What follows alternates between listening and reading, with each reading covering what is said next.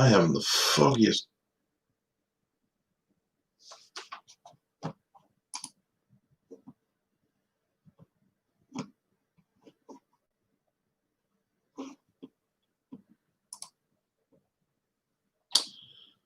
Okay, let's go to the creative dashboard so that's not running in the background.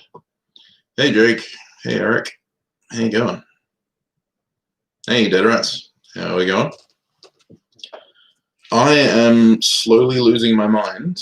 I've just been trying for the last hour and a half to stream on Twitch, and it has all gone to shit, and I haven't managed to get a single thing working. So I decided that I'm gonna stuff that and come over here and do some horimono over here. So I'm just gonna turn the gain way down.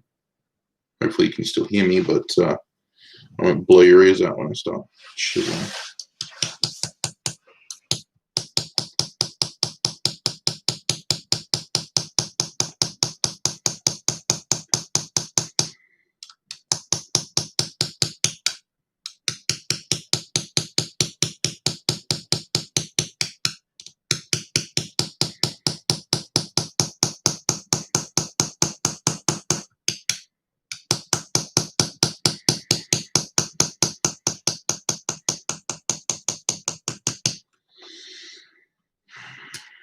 I was so used to streaming on YouTube, and it was so much easier. I just logged in, hit stream, and bang, it was done. All stupid faffing around with bloody. I'll get it running eventually, but for now, I'm a YouTube-only streamer, which is annoying, because trying to diversify.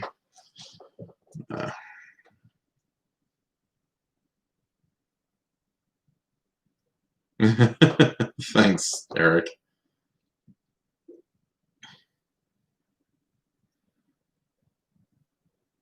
No, it's not that late, Paul. It's only 10. It's not that I can't sleep. This is when I get most of my work done. I'm a bit of a night owl. Yeah, no, I do want to diversify over to Twitch for my engraving. Mainly because I can't afford too many live streams on my YouTube channel. Otherwise, the algorithm will just completely bury my channel, which it's already doing.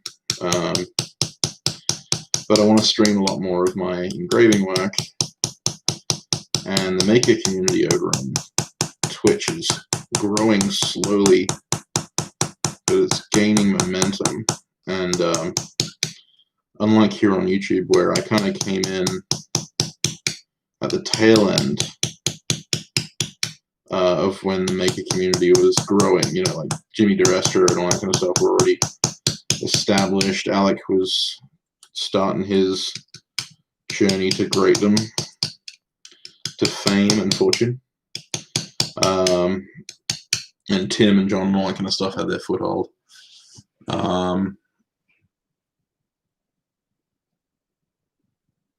Even Morning Wiley. Yeah, so I want to kind of get in on the ground floor on Twitch's maker community. And yeah, it's just a way to diversify, because if you put all of your eggs in one basket when it comes to online media, you are guaranteed to end up homeless, so to speak. So it is something I want to work out, but at the moment, for some reason, the software that I'm trying to run or something is causing the whole bloody thing to crash. So I've given up for tonight. I haven't got the mental energy, so I'm just here. I'm also wearing my Optivisor, Wayne, but I don't use it unless I really need to see detail. At the moment, all I'm doing is removing background with my Shishii body, which is a safety edge chisel.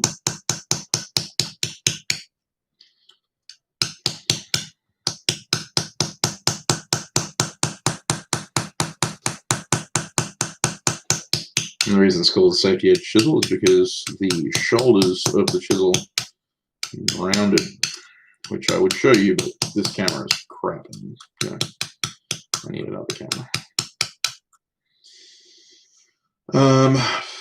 But yeah, basically it's a, I'm not sure how well it's going to show up, but you can see it's an almost oval. I showed it in my engraver video. And that way the,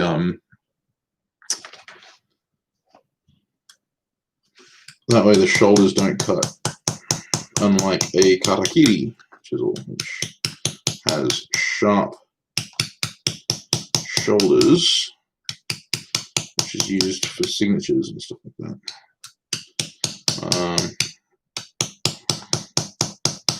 And so basically, with the shoulders the way they are, you can basically ride the Shishii body on the edge of a V-cut and remove background, which is what I'm doing right now. I'm removing the background from a heart, funnily enough.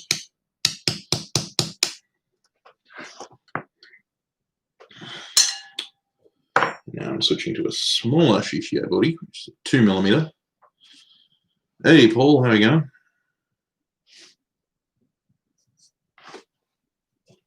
Drink time. I'm gonna have to speak to my Twitch advisor, Nissa, tomorrow, and go, yes, what the hell's going on with my bloody stream? And yet again, on this side, I find myself in desperate need of a 3mm Shishii body, where I only have a 2 and a 4. So apparently I'm just going to have to spend an entire day making Shishii body in order to do this work. I mean, realistically, the Japanese masters, a couple of them that I follow, one of them uses upwards of 300, and he claims, and I have no reason to doubt him, that his master, the guy that taught him, uses upwards of 1,000 different chisels. So, you know, my small collection of maybe, how many is it? 1, 2, 3, 4, 5, 6, 7, 8, 9, 10, 11 chisels, some of which are repeats of the same bloody thing because I made ones for demos and stuff like that. Is very small comparative to the guys who know how to do this and do it for a living. I'm still learning, but it seems that every time I start a new cut, I'm needing to make a new chisel to accommodate that cut, which is kind of cool, you know. And I think this is how they end up having such large collections in the Japanese tradition as well, is that they make stuff, and as they make it, they realize, can't do this specific cut without this specific tool, so need a tool, make a tool.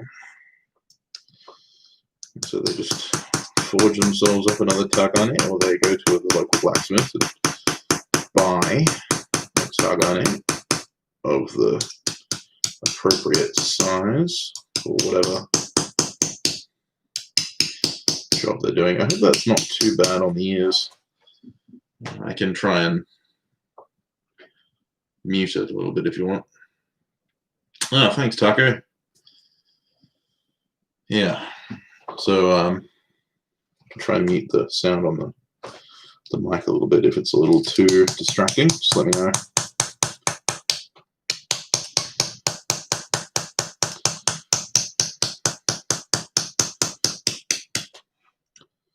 So I've got active audio monitoring in one ear, but I can't can't really tell how bad it is comparative to my voice, because I'm talking and I'm a noisy bugger. So I can't really hear the difference.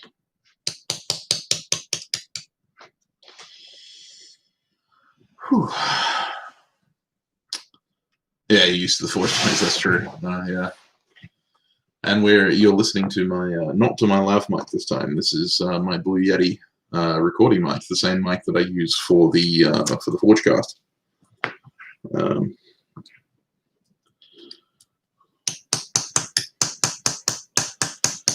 I figured I have the setup to do a decent engraving stream on Twitch.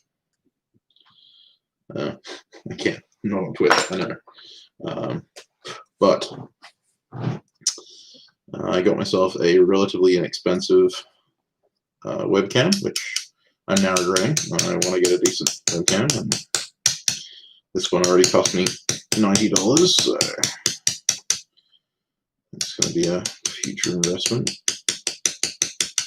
of some more money to get a decent webcam. I want to see if I can hook up my DSLR. Damn it.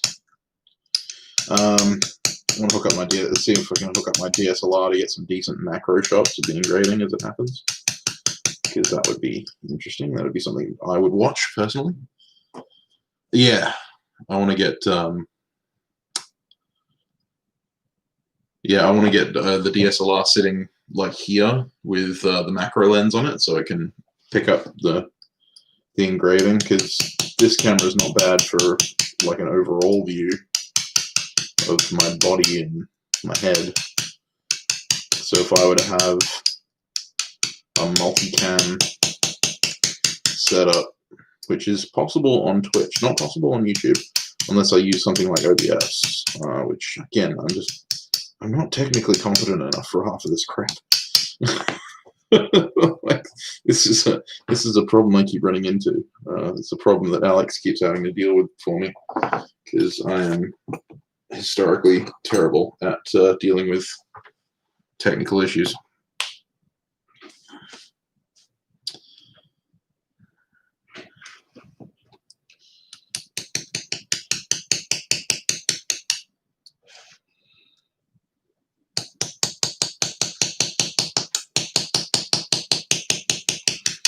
I have a cute earring, you just can't see it because it's hidden my mobby. Try that. Yeah, Niels uses a form of OBS through StreamYard. But no, I'm interested. Nissa, Alex's partner in crime and partner in real life too. She has recently started up a Twitch channel making chainmail and crochet and all kinds of cool stuff. I was watching her stream this morning, and she's doing some spectacular stuff with camera angles and stuff. On her channel, I really need a rack for these. All right. Yeah, Streamlabs isn't too bad, but the thing is that Twitch has monetization of streaming channels now, and this is where the whole YouTube versus Twitch kind of thing comes in with the streaming. As much as I love streaming for you guys here on YouTube, it's not very financially viable, because while I get like super chats and stuff like that, YouTube takes 45% of that.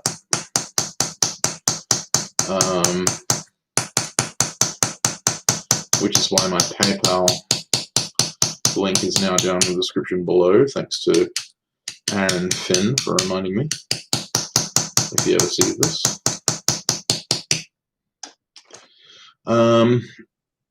But yeah, it's not very technical issues. Yeah, man, seriously, invented to make me waste my money.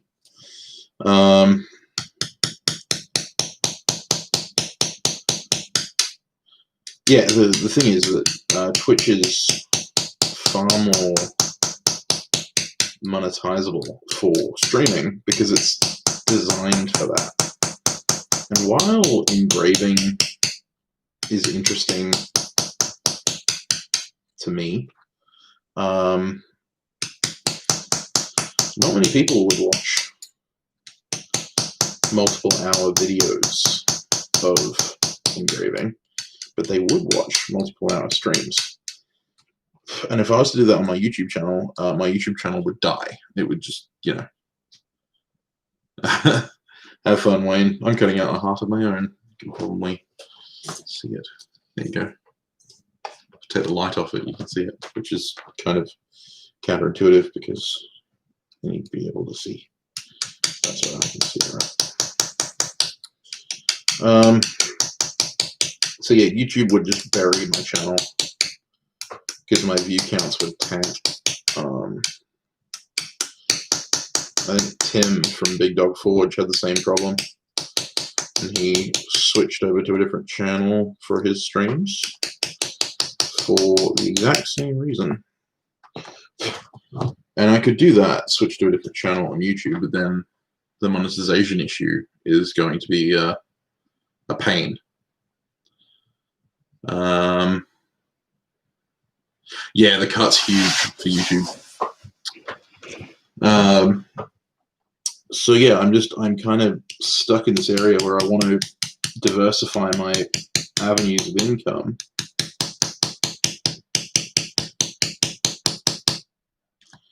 That's great, Gordon. Not sure what that has to do with the current conversation, you know, but good to hear. But yeah, so as far as I'm concerned, diversification is important. And Twitch is a good place to start for that kind of thing because I reckon I could make a decent live stream out of my engraving shenanigans, where on YouTube I would be basically punished for it. Thanks, Adam. Have a good night, mate.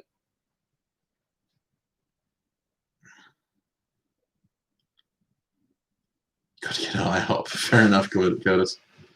Yeah, have a good one, Adam. Thanks for dropping in, buddy. So yeah, I will be diversifying over to Twitch, but today my Ludditism got in the way. And for anyone who doesn't know what Ludditism is, I am practically Amish when it comes to computers.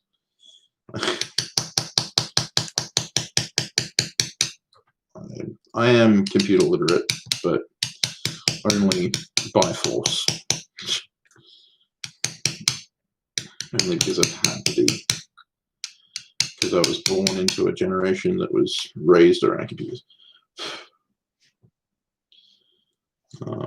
For all intents and purposes, technology is the bane of my existence. And I just cut in with the corner, which is something I didn't want to do.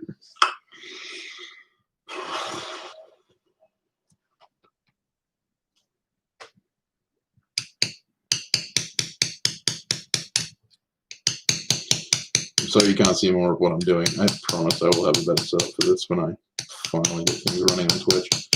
I have no idea what's going on right now, but I can't be bothered figuring it out. Oh yeah, no, you know, unless you start getting, you know, 50, 60,000 followers, subscribers, and you're getting, you know, a minimum 10 to 20,000 views per video, you're not going to be making any kind of money off YouTube. Like, I make piddly amounts from YouTube. My patrons are literally what keeps this whole thing afloat. Without my patrons, there would be no channel. Because by now I would have had to quit and do something else.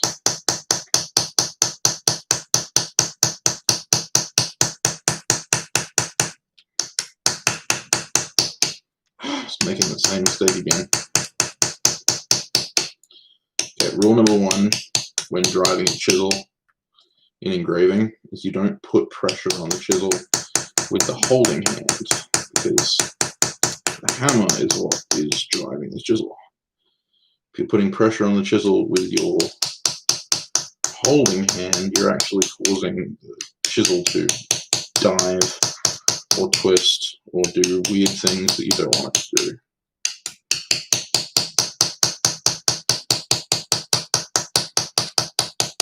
So you want to hold it firmly but lightly, and that way you get more consistent cut. Oh, don't tell me. Yeah, I'm happy with that from the other side.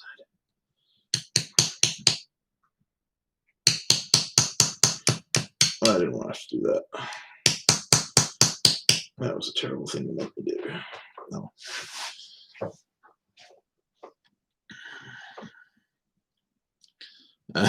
Yeah, something like that, Curtis. Although it didn't start off that way.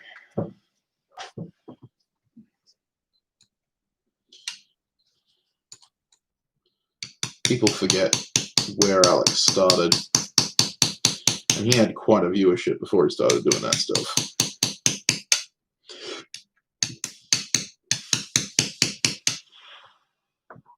So he could afford to do that because he had people who were already invested in his channel that would follow along with a 20-part series. People who are new to a channel, people who aren't already invested, are unlikely to follow along with a channel that's establishing itself by running 40-part series. And I know that, you know, you could say, you've got 4,000 subscribers, but I'm getting like an average of about 300 to 400. 300 to 400 bloody views per video. I'm not getting, you know, 3,000 to 4,000. On my build videos where I do some actual work, the stuff that's not my educational videos, which, you know, my educational videos are my passion. You know, the sharing of knowledge is something that I live for. But the build videos are what get the attention of people. Like, very few people have subscribed to my channel because of my educational content, and I know that from analytics. Yeah, there might be a few here that are interested in that side of things, but you either are one of the very few that came to me because of that reason, or you're one of the people that subscribed to me because of my build videos and then stuck around because you enjoyed my educational content, which is appreciated.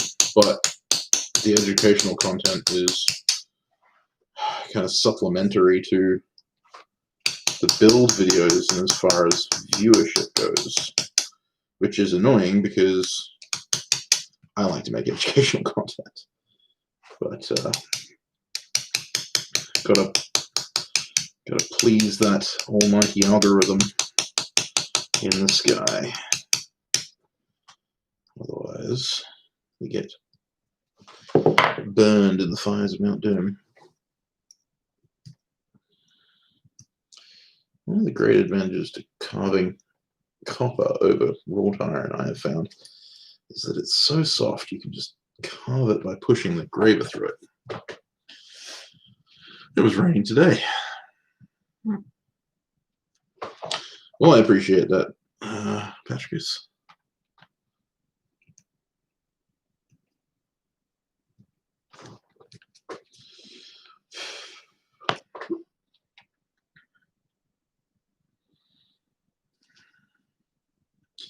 Via Yamez, yeah. The good old days. Actually, isn't he live right now? Or did he just upload something? Got a bloomery smelt that they're doing. I haven't managed to catch one of Yamez's live streams in ages. I feel terrible for not being able to be part of that part of the community. Problem is, he's always live at the weirdest times for Australians. And I have been basically glued to this desk for the past couple of weeks, doing nothing but pretty much exactly what you see me doing right now. Except not on copper. I'm just doing it on wrought iron on my other engraving hammer, which is currently hanging up, drying its second coat of tung oil.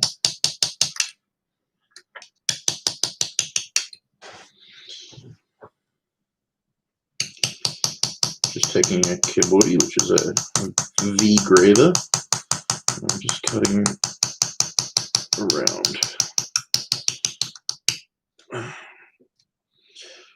Trying to sharpen up that V that I made in the center of the heart. This is a present from my mum for Christmas. Hey, Paul Wheeler, how you going? I have seen the work of Douglas Pryor. Actually, we're thinking about bringing him onto the Forgecast, trying to get him on the Forgecast. He is a spectacular chasing and repoussé master.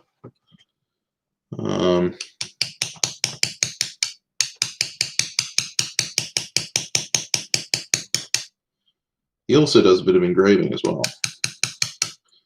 My main inspirations are guys like Ford Hallam and Jim Kelso, who are kind of the two front runners when it comes to horimono and zoga, which is the art of inlay, Japanese inlay, which is something else I need to practice. I'm actually waiting for Ford. Ford's currently doing a series on Monzoga, which is true inlay, which is like heavy inlay. It's proud inlay, so it's inlaid material that is then proud of the material that is inlaid into. He's doing a series on that at the moment, so I'm going to be following that along. I even have a piece ready. I forged this watercast piece of copper into this little plate to follow the follow that along. Yeah, there's a bunch of good engravers out there. Marcello Pedini is another good one. He makes some amazing stuff. He does more European style engraving. But he is spectacularly talented. His work was recently displayed on a piece by, oh, bloody hell, what's his name? Oh, come on, Sam. Marcello Pedini, Australian knife maker. He's a knife maker, not a bladesmith. Makes stuff out of stainless. Help me, Paul, please.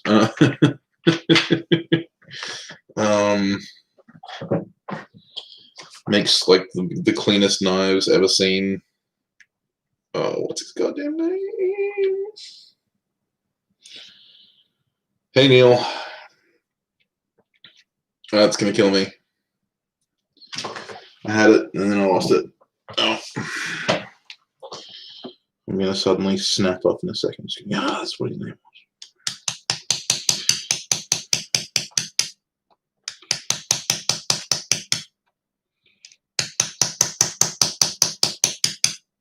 Surely you know who I'm talking about, Paul. Marcello Pedini did a engraving job on one of his knives of a lady and fighting a dragon with a sword.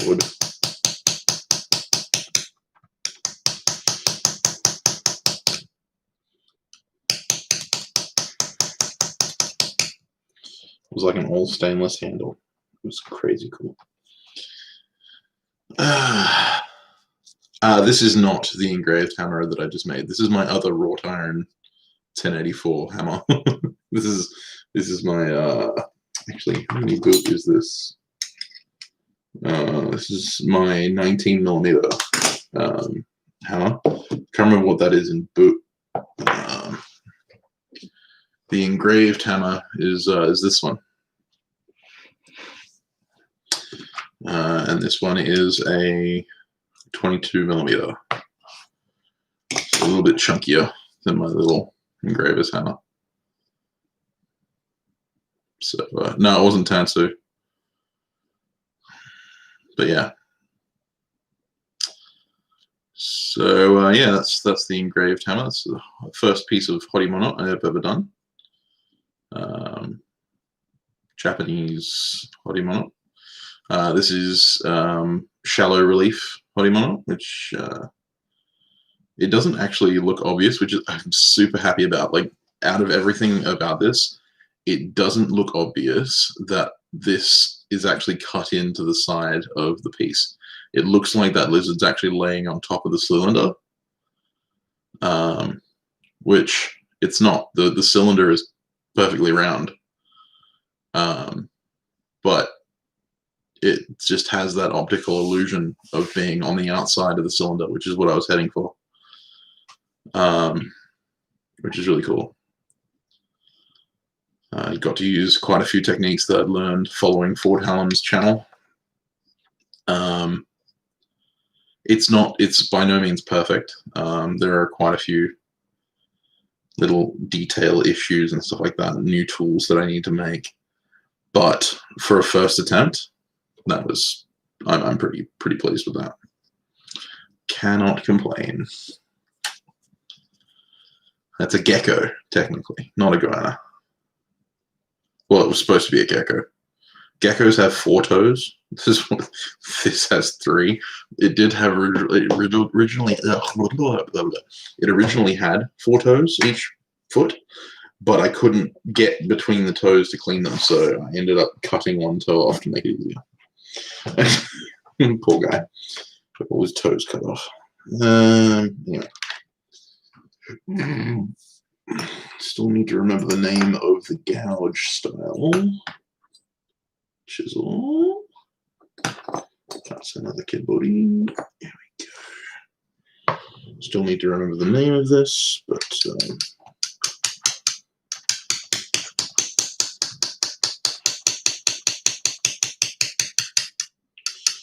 I'm going to fix all of this in Hisage time. Anyway. I might even get to Hisage in this stream. This is a very simple design, so I wouldn't be surprised if I didn't get a chance to run the Hisage, which is now like officially one of my favorite tools that I have. The Hisage scraper. I've got to make like 2 more of those too, of course.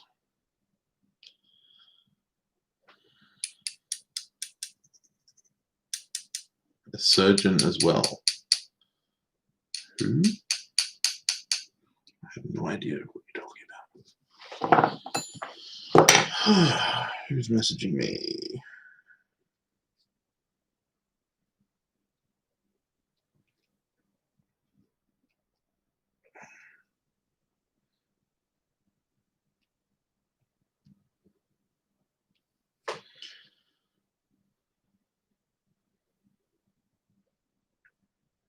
My mom is messaging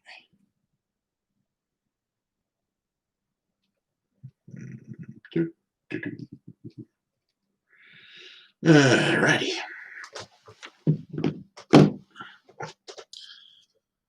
All good, Neil. Thank you very much for checking in. Yeah, engraving is kind of the next natural step in a lot of different knife makers' journeys.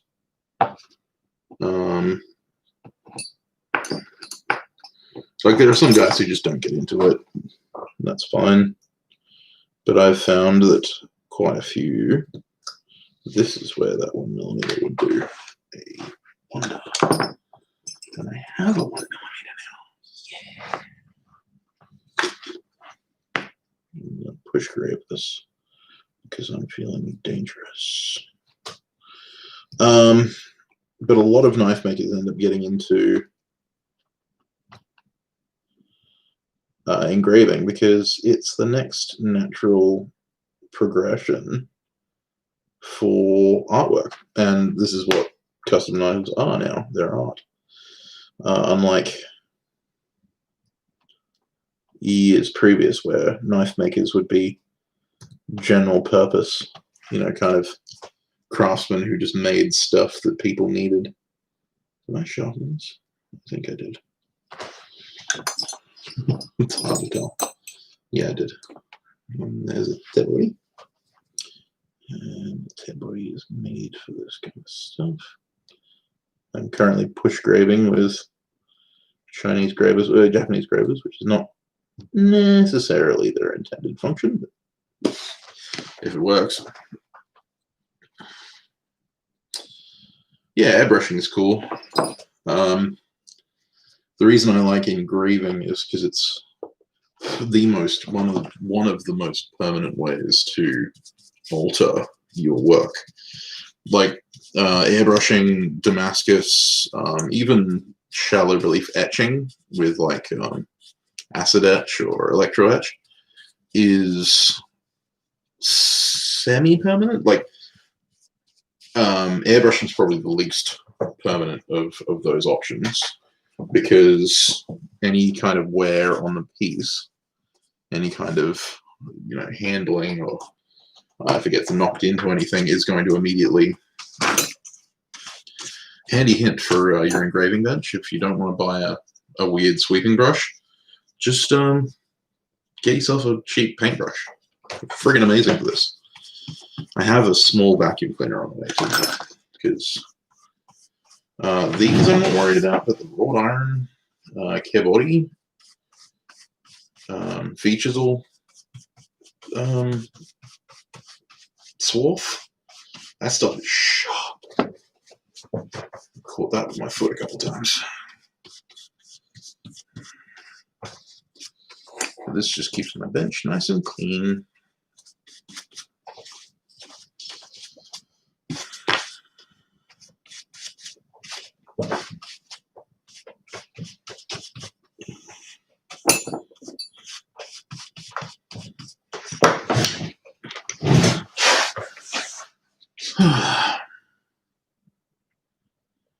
Yeah.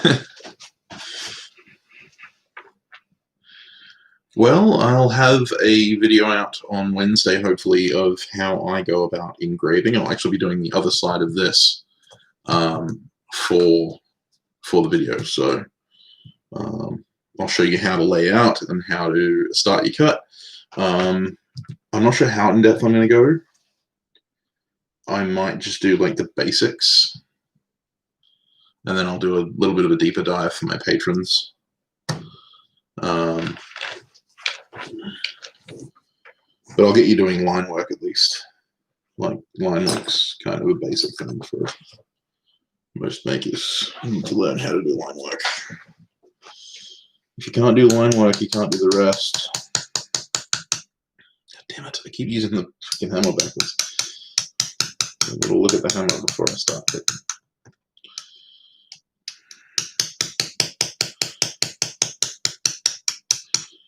It's like picking up a crossbeam hammer and then, trying to drive a drift with the peen, which I do way more often than I would like to admit.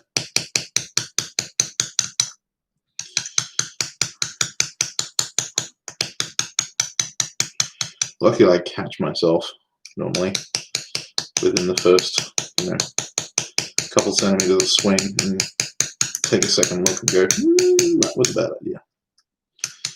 Let's not do that. Definitely need a 3mm. Why am I doing this with a 2? Because I'm stubborn. Tell you what, after graving wrought iron for the past few days, I am loving this annealed copper. This stuff moves like butter.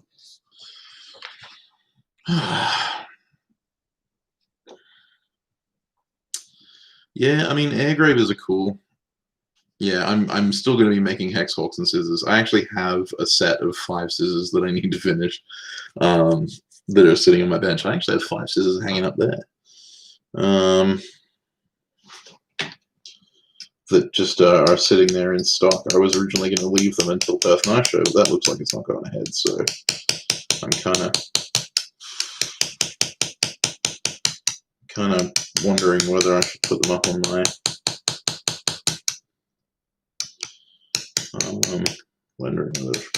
Etsy, which is also linked down in the description below.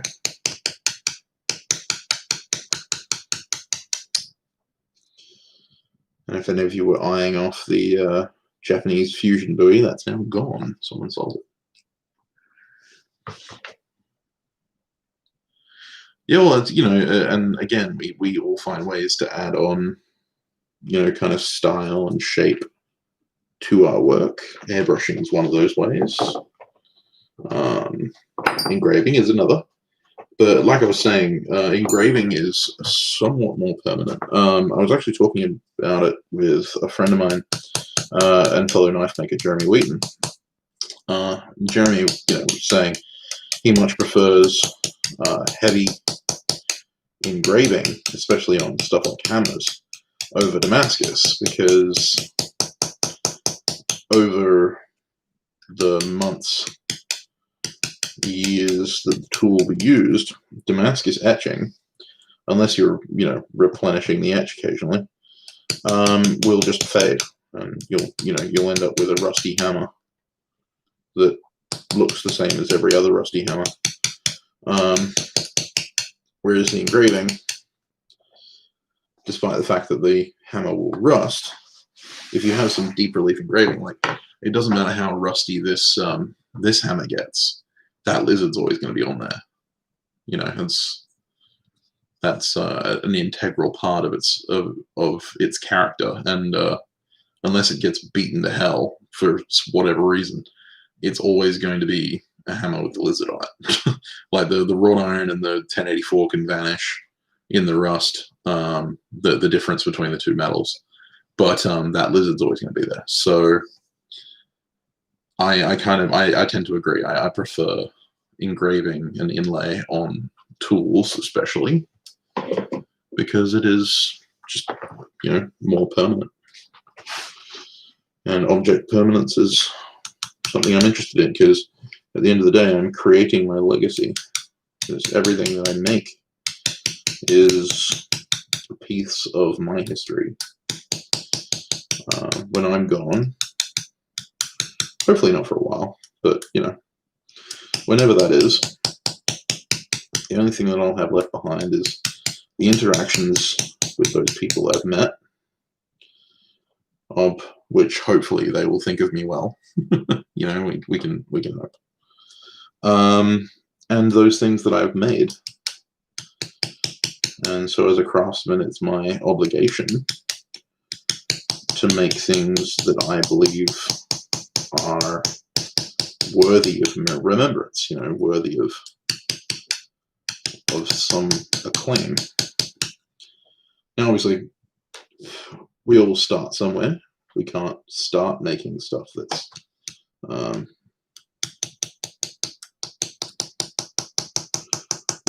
worthy of going on the bells of the Notre Dame Cathedral or something like that. But we can strive towards that. We can, attempt to, in some way, impart our passion, our lives, into the pieces we make. And that's just my personal point of view. It's, again, not a general philosophy that I believe everyone should live by. It's just my personal journey, if you like, to get all, new age feng shui on you for a second. As listeners of the podcast will know, I am wont to do. And I get away with it on the podcast much less than I get away with it on my own live streams. because Alex isn't here to tell me to shut up. He doesn't tell me to shut up, he just gives me the eyes over the webcam. Yeah. He's like, okay, stop talking eyes. He gives me the other kind of eyes all the time. Hey, Steve Che, how you going? I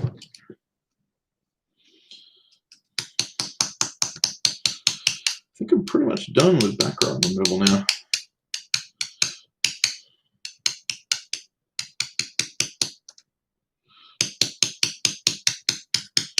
I'll hold out the camera for a second. In a second, I should say. So they get an idea of what I'm working on. Alright, so there we go. So it looks like crap in the camera because the camera is crap. But that is the heart. Now it's standing proud by about 1 millimeter. It's not super deep.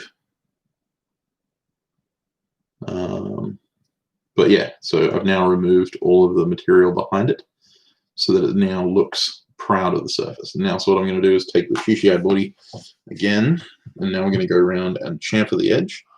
And then I will take out my new favorite tool, the Hisage scraper, and we will create some shape. I want to dome it a little bit.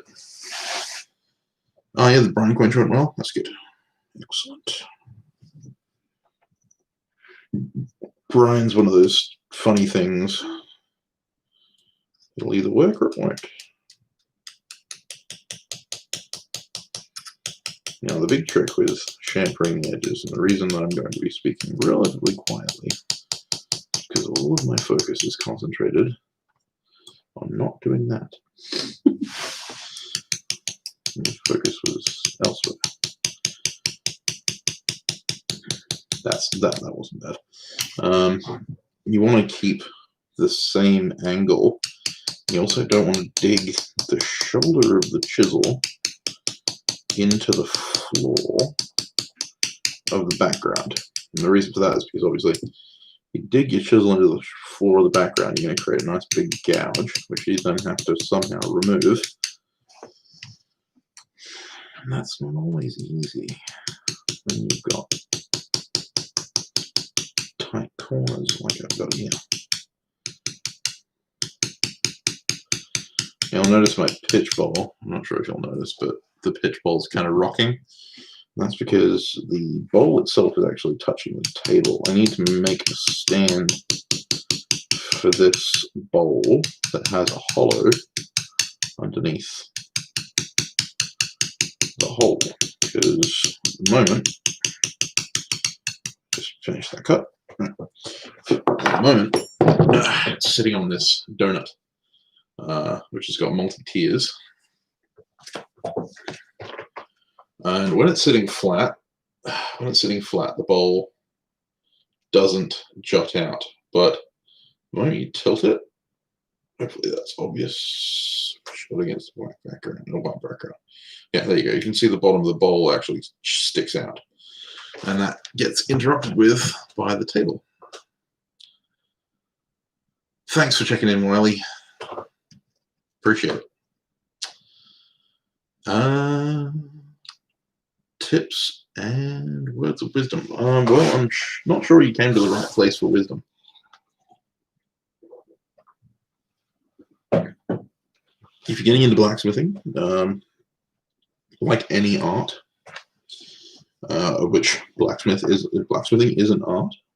You'll have people who argue with me about that, but I'm right and they're wrong. Just like anything, mastery comes with practice, and practice comes with failure. So enter into every project you make with the hope that you will succeed and the expectation that you will not. Because high hopes, low expectations means that you're never disappointed, or rarely disappointed. On the more practical side of things, choose a couple of small projects. Leaves are a good one.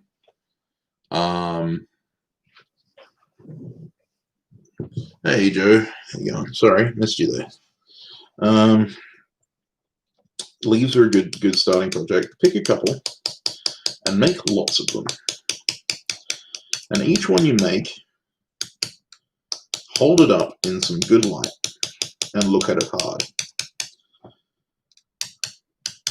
And figure out what you did wrong and how you can improve it. Watching videos is great, especially ones where they explain what they're doing and why. But nothing can substitute for looking at your work with a hypercritical eye. Like you can be like, hey, I made this thing, it's happy. Hey Dana, I know you from many other streams. Thank you for gracing my stream with your presence. Much appreciated. That sounded super condescending, but I'm legitimately, hello, thank you for coming. But anyway, you can be like, hey, I made this thing, I'm really happy about it, you know, squee, whatever. But looking at your work with a hypercritical eye and just saying, okay, here's where I stuffed up. How can I improve that? What did I do to stuff that up? And sometimes you'll figure that out while you're doing it. Like you'll make a missed hammer blow and you'll go, okay, I know exactly what I did wrong there. But sometimes it won't be obvious until you finish the project and you'll say, you know what, if I'd done this slightly differently, then I'd be in a better place. And so just do that over and over again. Like, do it 100 times. And you will advance surprisingly fast. So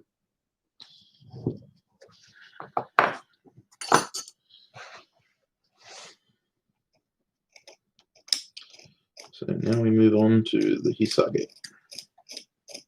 This is my first time scraping copper. It's a little clunkier than scraping iron. I'm gonna need the light in.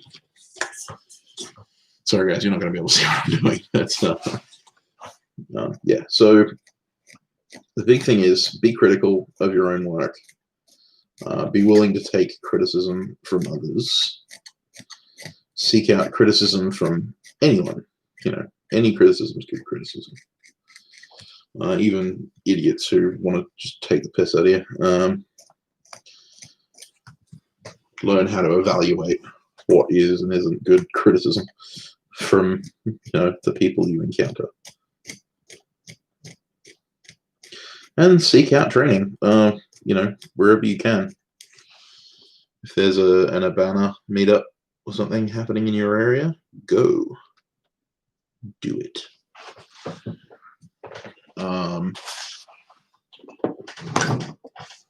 If there is a, wow, that was loud.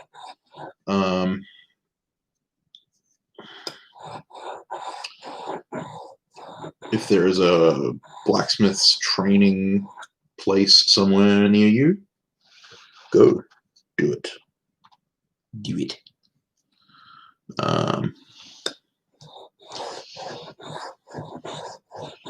If there's a blacksmith 200 kilometers from you and charges $1,000 per class, save up, go do that class, because no amount of learning online will substitute learning in person from someone who knows what they're doing. I can tell you that, having learned online for most of my career and having done a couple of classes with some very talented individuals, I learned way more spending time around them than I did online.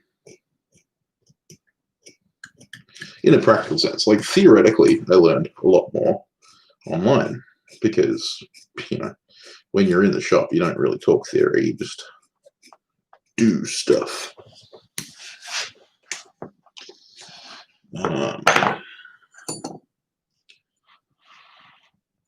See you later, Matt. Thanks for checking in, buddy. Wow, Wow, this stuff is so cloggy.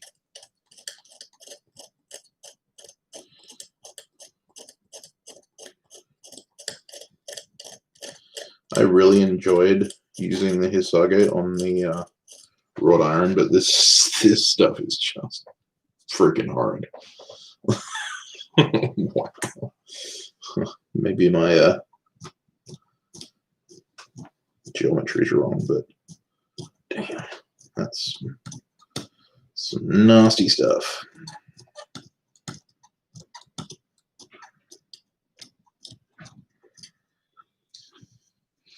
And again, we come to different tools that I don't have. This one I do have. But yeah, nothing is better than one-on-one or even classroom style education. Anyone who tells you that has never been to a class.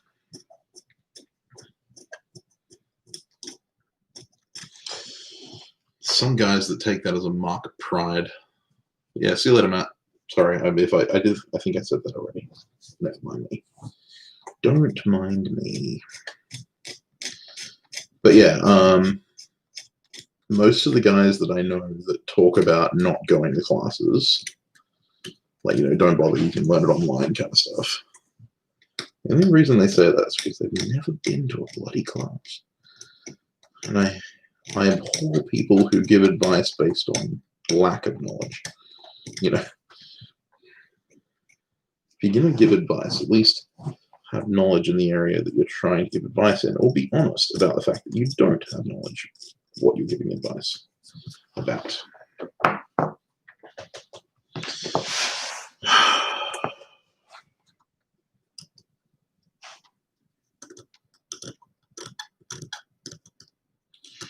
So Hisage looks like a double-ended knife, kind of, but is actually a scraping tool.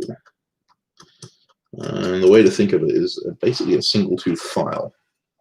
You use it to, in much the same way as you would use a file, to remove shallow pieces of metal. It's a very useful shaping tool, but it's also a finishing tool. And you can get some, like, not on this stuff apparently, but you can get some decent finishes from it if you treat it right. I think I may have made a mistake with the graver earlier. I think it may have been a little bit blunt.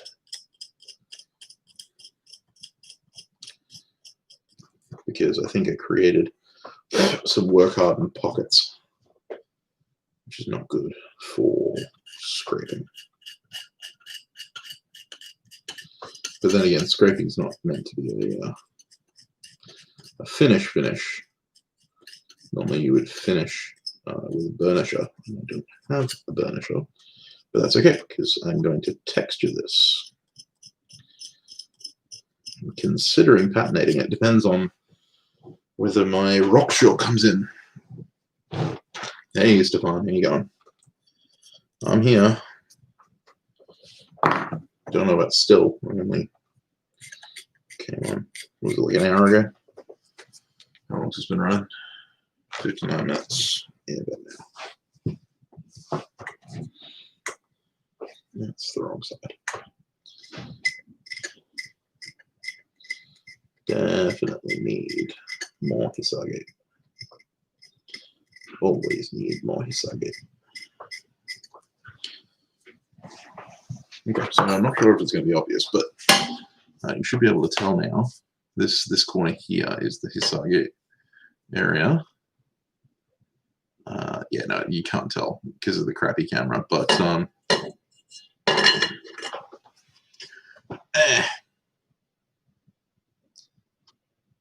wow, that is terrible. Anyway, scraping area is much smoother and much less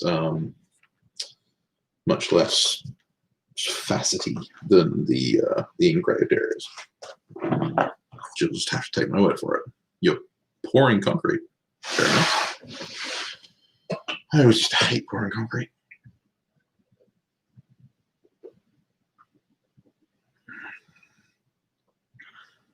Absolutely, Bobby. And true, honest feedback is the big one. Don't worry, Steve. Forge on, mate. Have a good one. There you go, Strickland. I'm going to refer to you by your last name because we have two Bens in the house.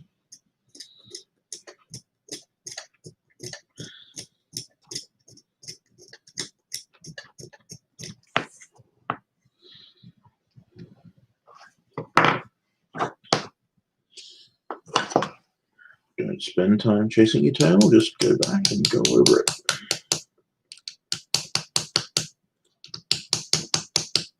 Okay, this is a case where that push grading technique is going to come.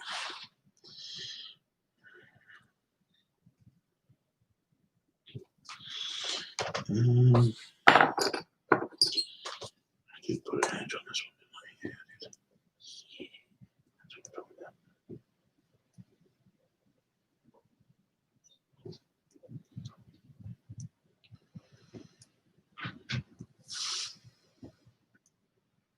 Buttery smooth.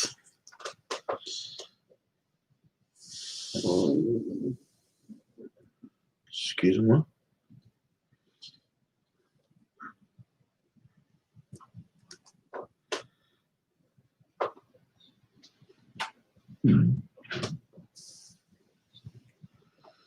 Pardonnez-moi.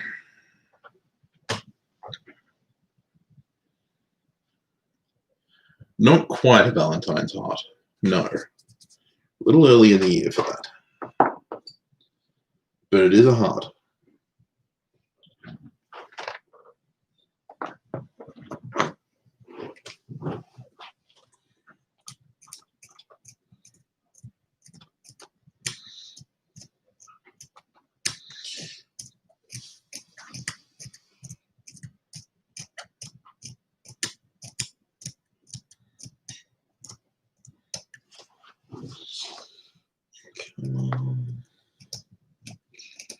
Plainness.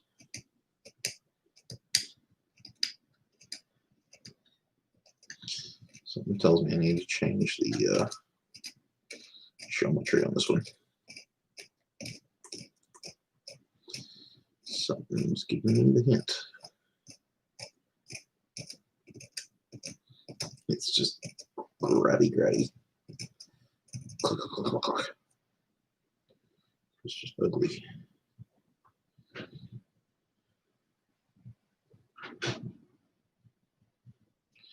Can you hear that wind outside?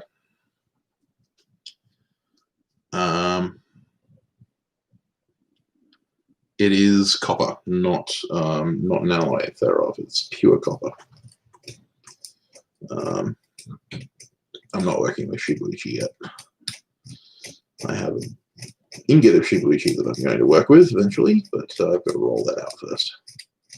Going to a friend's place on Monday to do that, actually. And horimono is the form of engraving. So horimono refers to the Japanese style engraving. Mostly, it translates. I can't remember the direct translation, but it's something like steel carving or steel cutting or steel sculpting, something along those lines, or not steel, but metal carving.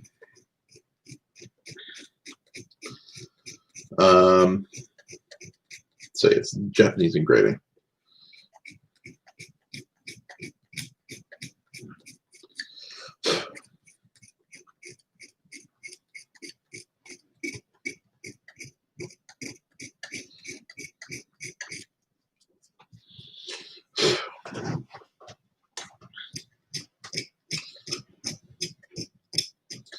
Which is what I'm doing right now. Horimono. Steel sculpting.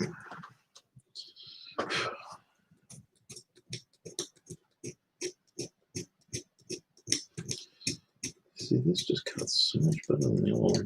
I swear it's the geometry. I need to fix the geometry.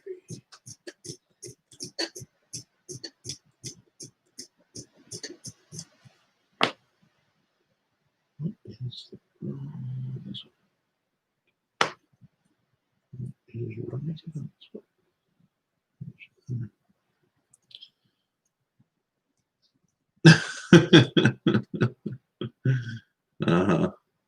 Hi, Ben. I thought I said hi earlier. See you, Barnaby. Take it easy.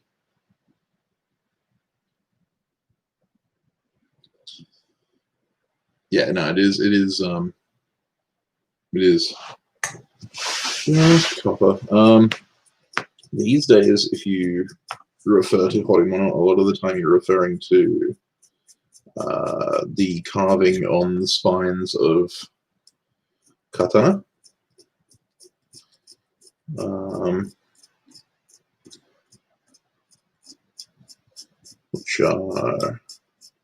Which is technically horimono, but horimono does not necessarily need to be blade related.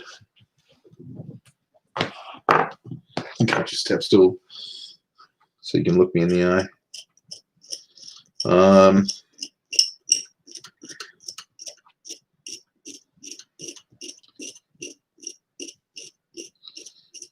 Okay, learning. I love what I learn as I do this.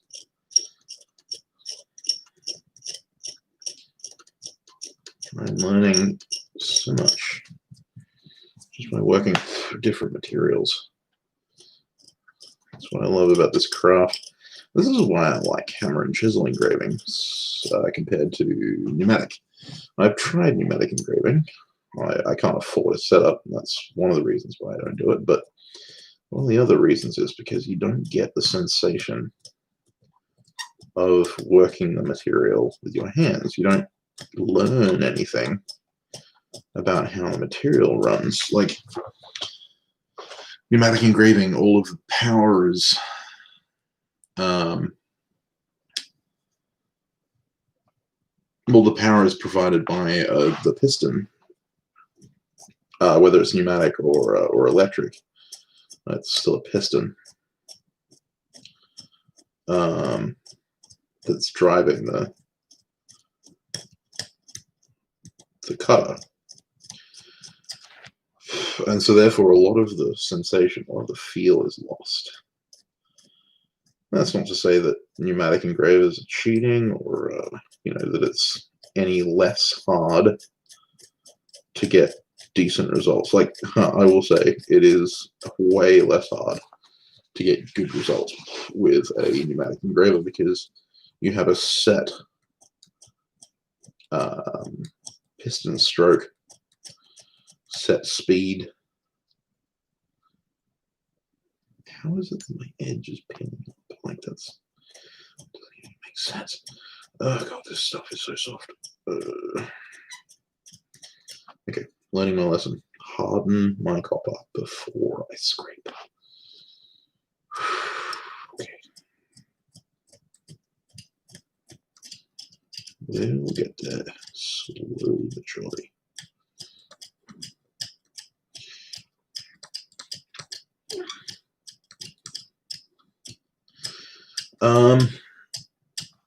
What was I talking about?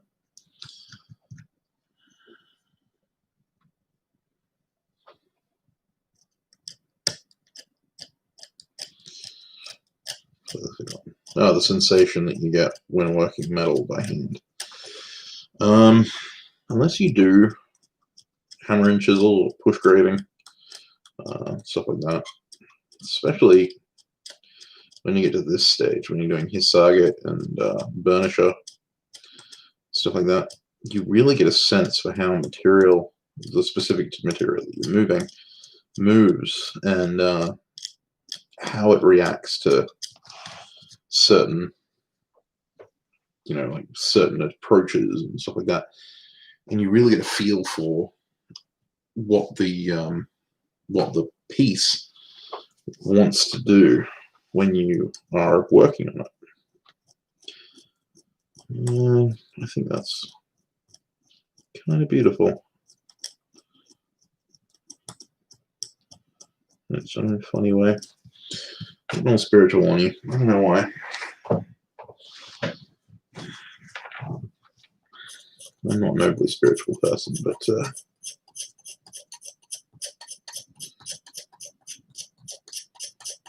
I don't know.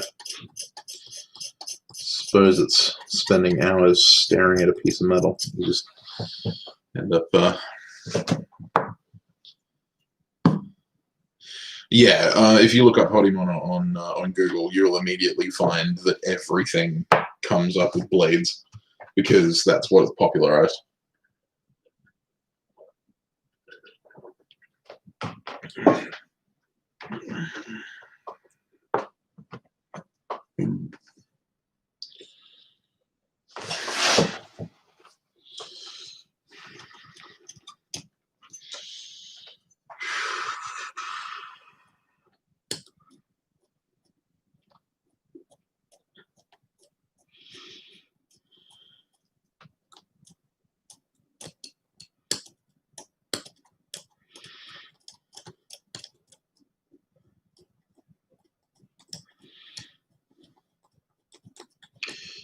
Probably going to take the same approach with this that I did with the.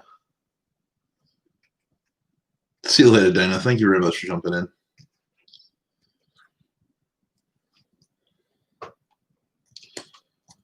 Gonna have to. Yeah, I think I'm going to take the same approach I did with the gecko. With this one, the background. I don't plan on making that my go-to background, but because I don't have many other options at this stage of my engraving career, it is going to be my go-to until such time as I develop more techniques. More tools is more the point, but yeah, techniques too. And the technique I used with the gecko was simply to stipple the area. It was a very light stippling, but it was very thorough. I'll probably end up doing the same here. It's very effective at masking. Actually, this will be a good contender for my copper acetate patina.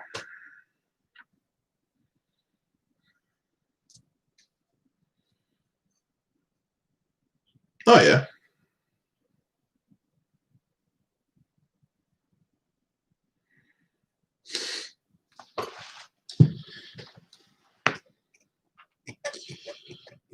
Got to get yourself a girl you can hold in your hand, Ben. I think it's going to be a difficult thing to find.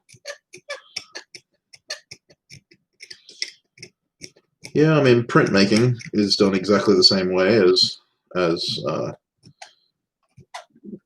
line work engraving. Not so much relief engraving, but line work for sure.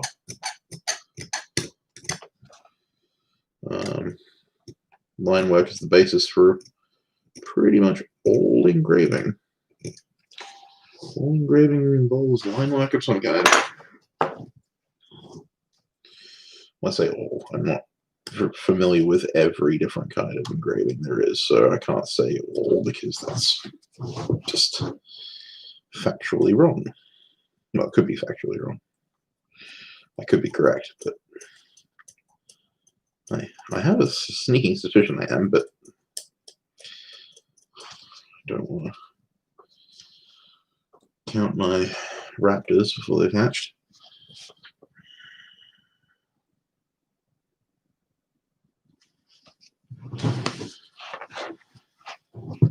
Yeah, and I mean this is a fairly simple project. This one here, this is just a basic horimono. This is what I should have started with. This is intro stuff. Intro to relief engraving. And if I was a smart man, I would have started with this, but I was not. I decided to be clever and challenge myself, and I decided to do something the size of my thumbprint, on an incredibly radiused surface that had lots of little intricate details and stuff like that. This stuff is a massive pain in the ass.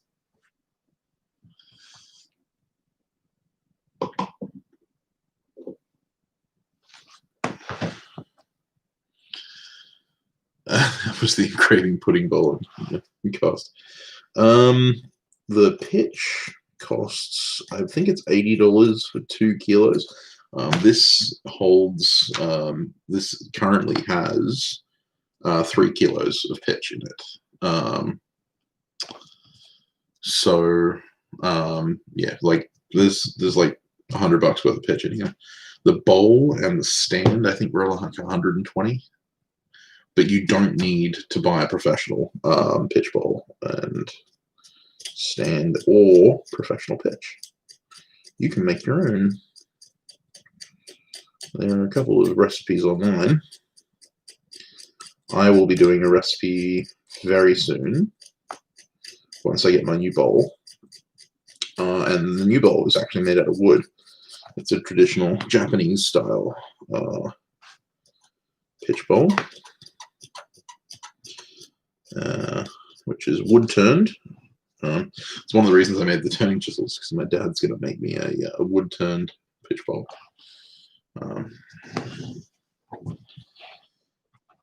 You know, I give him turning chisels for his birthday. He gives me a wood turned pitch bowl. I figure that's fair trade.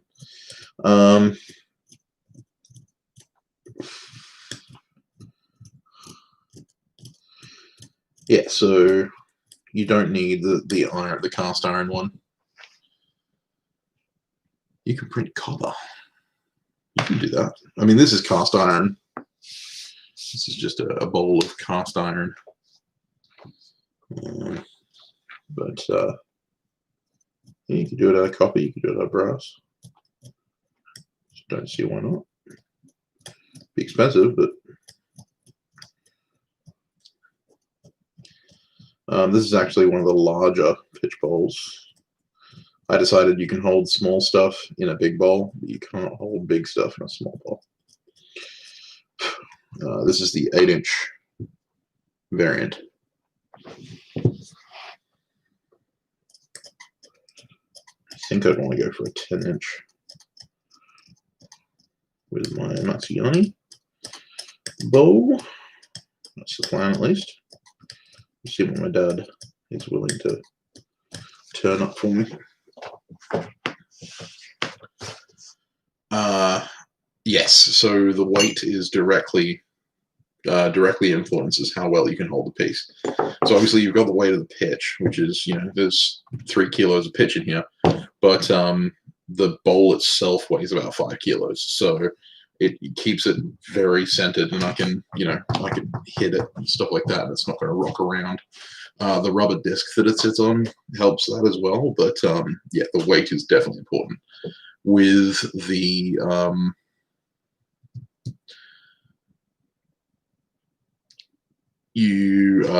with the wooden ones, what they actually do is put a couple kilos of lead in the bottom. They cast a couple of kilos of lead in the bottom, which I have 71 kilos of lead sitting in my workshop, so I am gonna go with that plan, because why the hell not?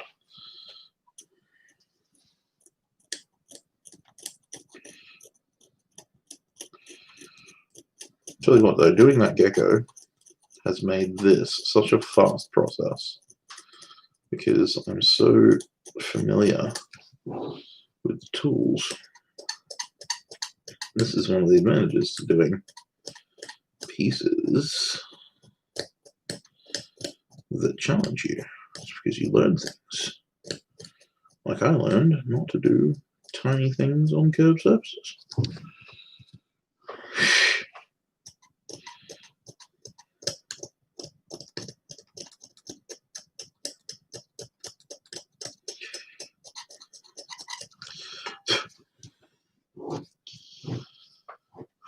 Just slowly making my way around the perimeter.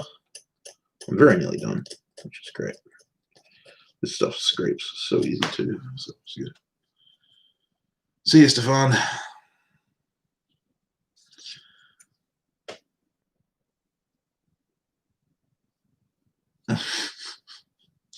Sorry, Ben. I'm sure you could find a way around it. You found a way around everything else.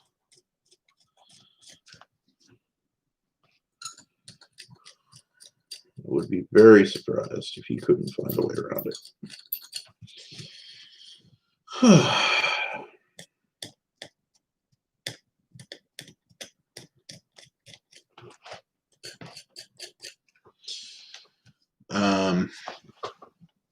Yeah, this stuff works so easy. The wrought iron stuff. While I really enjoyed carving with wrought iron, I did not understand how different copper was going to be. Like, I knew how soft copper is. I've worked with quite a bit. I've forged a lot of copper recently, having water cast a couple of billets, including, no, this bit wasn't water cast, but I still forged it because it was ingot cast into a rectangle. All right. So we've now scraped the perimeter. So now I'm going to shape the outside of the heart with the Sage. I'm just going to take that chamfer that I just created with the she-shad body earlier, and I'm going to round it over a little bit and bring it all in, make it all one smooth piece. And then this will probably be done for tonight because it's almost midnight. And I'll come back to it tomorrow and I'll do some burnishing. I'll make a burnisher. I've got to make a burnisher. I've got to make 7 or 8 burnishes, but I'll make one for this job. And a burnisher is just a mirror polished rounded piece of steel that's used to rub the irregularities out. So it pushes the metal back into on itself.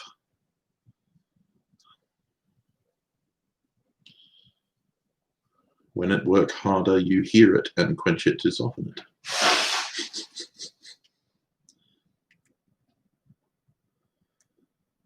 Autocorrect is very aggressive.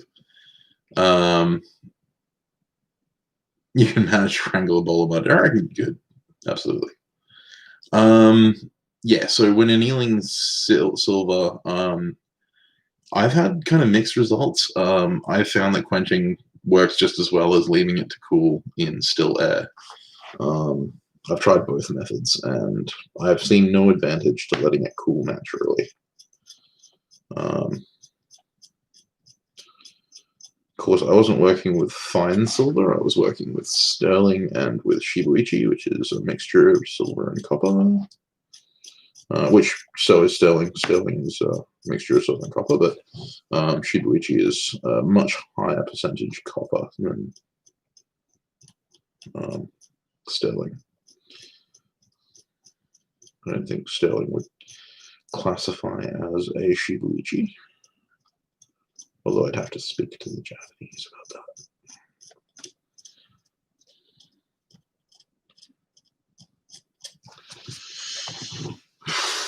I'll leave some of this cast texture on the heart. I think it looks great, so I want to try and leave that alone as much as I can.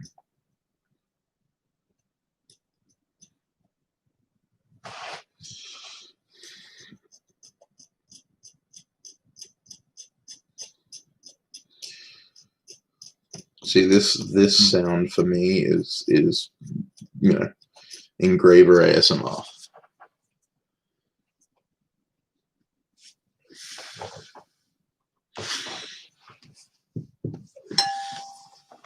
That, just that.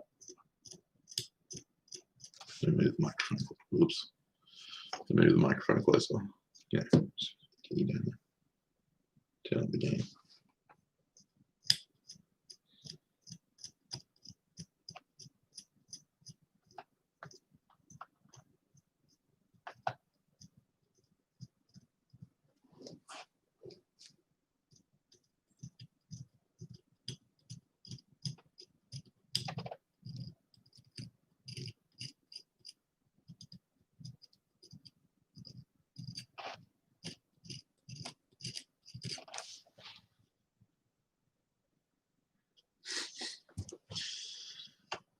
enough of the ASMR segment.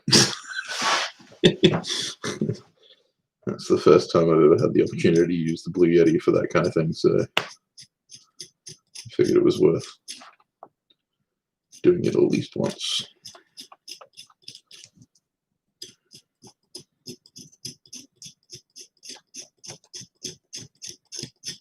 Scrape, scrape, scrape.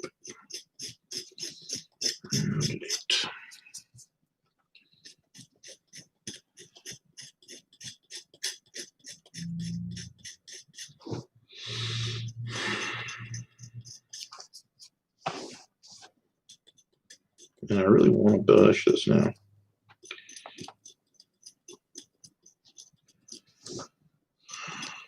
Do I stipple then burnish, or burnish then stipple? I think I burnish then stipple, because I can't risk burnishing the stippling.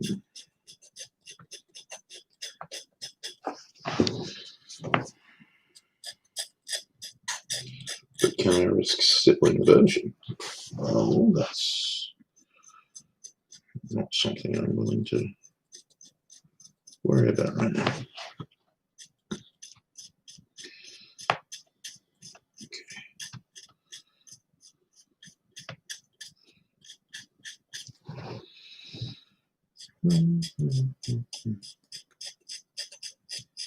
Just gently feathering in the edges.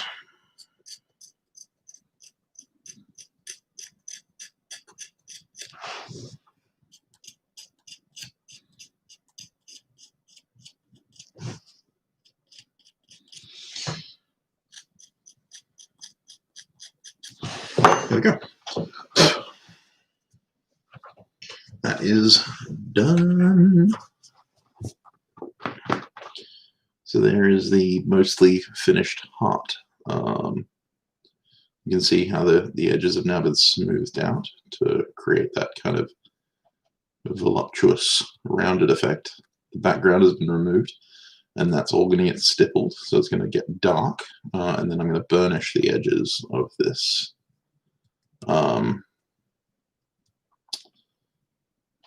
But yeah, I'll burnish that up. See you later, Jonas.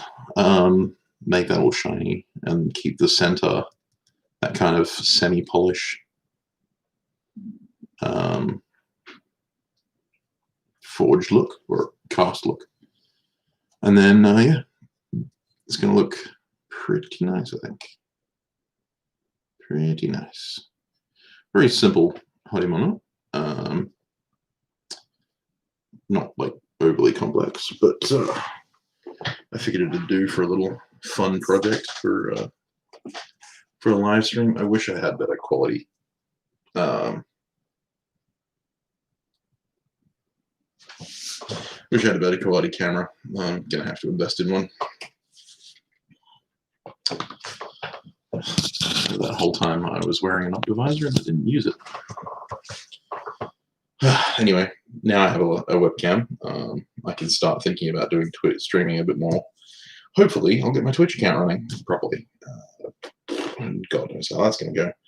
It is very nearly midnight, and this is done. So I'm just going to see if I can get a better shot. It's just the weirdest camera. Jesus. Come on. It looks worse on camera than it is in person. That's not normally the problem. Yeah. Okay. Anywho, that being said, thank you very much for joining me. Hope you enjoyed this little foray into my engraving adventures. This will probably be the only time that I do that on YouTube.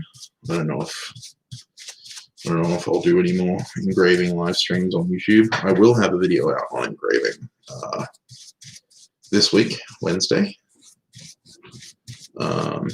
So if you're interested in that kind of thing, you want to learn how to get into the basics of engraving in the Japanese style or in the English style as well. I'll kind of cover both. Then make sure to check that out on Wednesday. It'll actually be the other side of this token thing, whatever it is. I don't know what it is, but it's a thing. That'll be going live on Wednesday, so make sure you check that out. If you want to support me, you can donate through PayPal, which is in the link in the description, or you can also join my Patreon, where you have access to all kinds of behind-the-scenes stuff, including in-depth classes on things like engraving and knife making. I'm currently doing a knife making class for my $10 patrons and up on making a full-tang hunter knife with an integral guard. I promise my patrons that I will get around to doing that very soon.